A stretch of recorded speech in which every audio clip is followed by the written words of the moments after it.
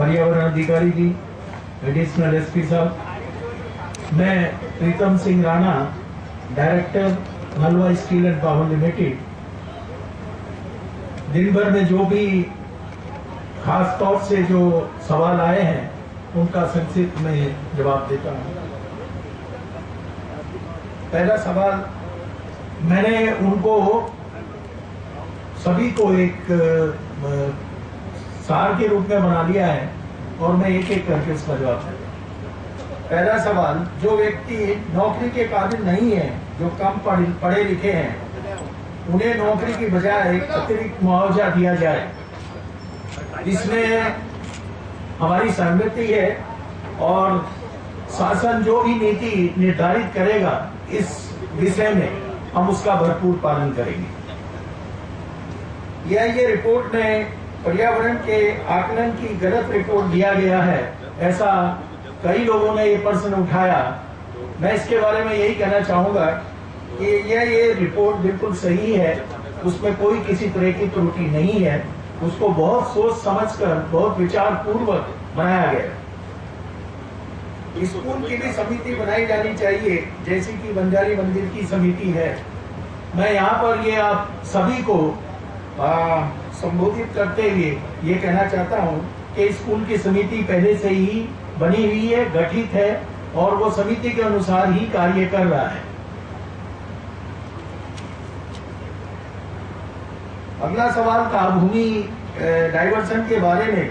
केवल 4 हेक्टेयर जमीन का ही डाइवर्सन किया गया है, बाकी बिना डाइवर्सन की जमीन है। इसमें मैं यही कहना चाहूंगा कि 4 हेक्टेयर तो ठीक है, 85 हेक्टेयर जमीन ऑलरेडी डाइवर्सन प्रोसेस प्रोग्रेस में है और ये शासन स्तर पर लंबित है। इसका जो डिसीजन है वो मैं आशा करता हूं कि अति शीघ्र वो आ जाएगा। कोई भी फ्लाई नलवा उद्योग से लगा हुआ जंगल में फ्लाई ऐश छोड़ा जा रहा है, जिससे जंगल नष्ट हो रहा है। इसके जवाब में मैं ये कहना चाहूंगा कि हमारे यहाँ से फ्लाई ऐश, कुछ भी फ्लाई ऐश जंगल में नहीं छोड़ा जाता। उसको या तो फ्लाई ऐश से ब्रिक बनते हैं या जो बाकी फ्लाई ऐश जो है वो लो लाइन एरिया की फिलिंग में यूज होता है। भूमिगत जल से प्लांट चलाया जा रहा है, अभी तक महानदी से पानी को नहीं लिया गया है। इसके जवाब में हमारा यही कहना है कि नलवा प्लांट में भूमिगत जल बिल्कुल इस्तेमाल नहीं होता है।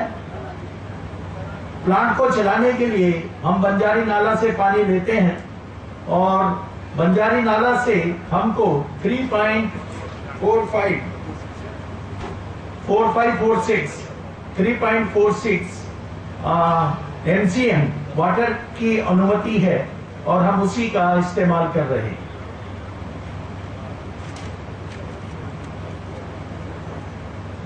अगला सवाल टॉर वैधता के बारे में है। टॉर वैधता 2 साल की थी, जिसे 1 वर्ष के लिए बढ़ाई गई है एवं गैर कानूनी तरीके से अनुमति ली गई है। इसका जवाब हमारा यही है कि टॉर और इसका जो अमेंडमेंट और वैलिडिटी एक्सटेंशन, ये सब EIA नोटिफिकेशन 2006 के अनुरूप हुआ है और ये सब अप्रूव्ड हुआ है MOEF द्वारा। इसमें किसी तरह का कोई वायलेशन नहीं किया गया। EIA रिपोर्ट में कोल वासरी को नहीं दिखाया गया है, ये सही है। EIA में कोल वासरी को शामिल नहीं किया गया है और कोल वासरी जब भी हम लगाएंगे, ये पहली बात तो तराई माल में कोल वासरी नहीं लगेगी, कोल वासरी लगेगी कोल माइंस में। उससे 2 फायदे होंगे कि कोल वासरी अगर हम माइंस में लगाते हैं तो हमको खाली वास कोल को ही लाना पड़ेगा प्लांट। अगला सवाल था रॉ मटेरियल के बारे में। रॉ मटेरियल कहाँ से लाया जाएगा? सोर्स ऑफ रॉ मटेरियल अभी से नहीं बताया जा सकता, बिकॉज इसमें बेसिकली जब ये प्लांट लग जाएगा उस टाइम ये फाइनलाइज होगा कि रॉ मटेरियल मोस्टली वो NMDC से लिया जाएगा या उड़ीसा से मंगाया जाएगा आयरन, और कोकिंग कोल इंपोर्ट किया जाएगा।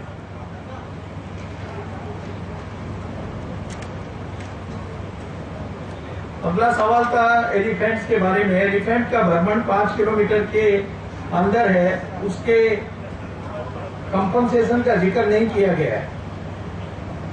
Actually stray movement of elephant is already reported in EIA report, और बाकी के जो भी EIA से रिलेटिव सवाल हैं उनका जवाब श्री मोहित्रा जी देंगे। मैं उनको इनवाइट करता हूं बाकी EIA के बारे में सभी सवालों का जवाब देने के लिए। धन्यवाद।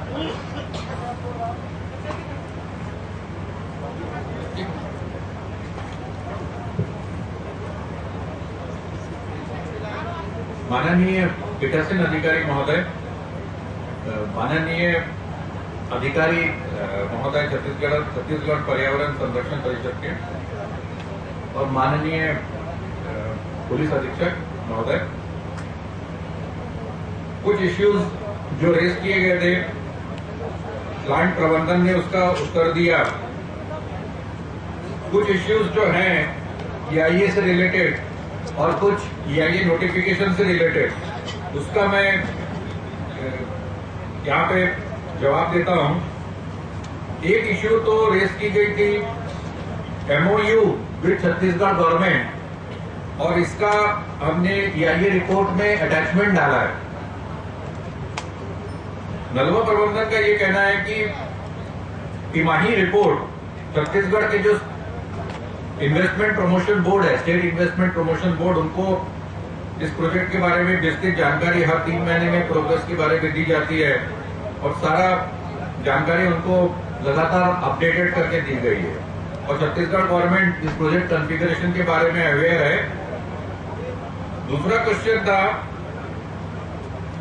कई सारे हमने संशोधन प्रोजेक्ट कॉन्फ़िगरेशन में किया है पिछले 4 सालों में।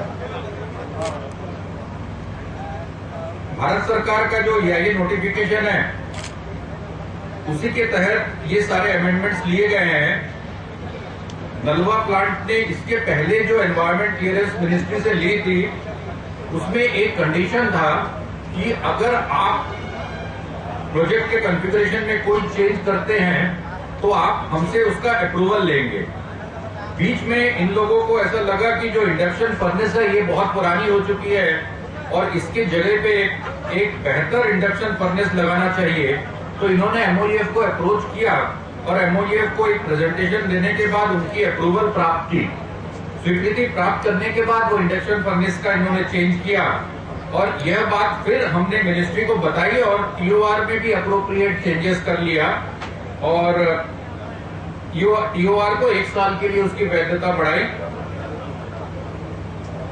एक क्वेश्चन था कि कोयले की सोर्स क्या है, क्योंकि DRI प्लांट में और ब्लास्ट फर्नेस इत्यादि में कोयले की उपयोग होगी, तो कोयले की सोर्स थी गारेपालमा 4/6 जो EIA रिपोर्ट में लिखी गई है, और IMG रिपोर्ट का जिक्र हुआ जिसमें इसकी डीएलोकेशन करी गई है। तो ये मैटर सब जुडिस है कोर्ट में, और जो भी कोर्ट निर्णय करेगी उसका नलवा पालन करेगी। वाशरी के बारे में जिक्र था हमारे टर्म्स ऑफ रेफरेंस में, बट हमने उसको EIA रिपोर्ट में जिक्र नहीं किया। राणा जी ने भी इस बात की उल्लेख किया। ये वाशरी के लिए सेपरेट एनवायरमेंट क्लियरेंस का प्रावधान है EIA नोटिफिकेशन में, वो प्रावधान को हम इस्तेमाल करेंगे और सेपरेट क्लियरेंस वाशरी की लेंगे। एक क्वेश्चन हमेशा आती है कि 45 दिनों के अंदर छत्तीसगढ़ पर्यावरण संरक्षण मंडल को पब्लिक हियरिंग करानी चाहिए, जो कि नहीं हो रही है। अब 14/9/2006 का नोटिफिकेशन और 1/12/2009 का नोटिफिकेशन, इसमें ये कहा गया है कि 45 दिनों में पब्लिक हियरिंग करनी चाहिए। अगर ये नहीं होती है तो प्रोजेक्ट प्रोपोनेंट और इस क्षेत्र में नलवा को मिनिस्ट्री को अप्रोच करना चाहिए कि पब्लिक हियरिंग नहीं हो रही, आप कृपया कर दीजिए। बट चूंकि हमने TOR की अमेंडमेंट्स करी और वो डिले जो थी इतनी ज्यादा नहीं थी कि इसके लिए MOEF को अप्रोच करना पड़ता, तो इसलिए नहीं किया। और